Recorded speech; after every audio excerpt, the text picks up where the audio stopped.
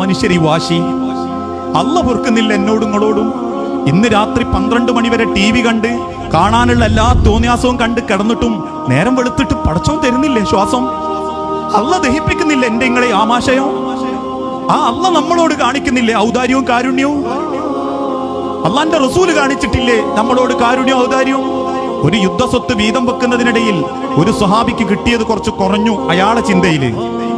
ഉടനെ അദ്ദേഹം റസൂലുള്ളാന്റെ നേരെ നിന്നിട്ട് പറഞ്ഞു, മുഹമ്മദേ, എന്റെ വാപ്പന്റെ മുതലൊന്നല്ലേലോ, എനിക്കെന്താ ഈ കുറച്ച്? വാപ്പാനെ സമൂഹത്തിന്റെ മുൻപിൽ ആക്ഷേപിച്ചപ്പോ ഏതൊരാളെയും രക്തം തെറിക്കും, ഏതൊരാളുടെയും ചൂടുപിടിക്കും. അള്ളാന്റെ തിരുദൂതൻ പുഞ്ചിരിയോടെ തിരിച്ചു പറഞ്ഞു, സഹോദര, നിന്റെ വാപ്പന്റെതായിരുന്നെങ്കിൽ നീ ആഗ്രഹിക്കുന്നത് നിനക്ക് ഞാൻ തരുകയായിരുന്നു.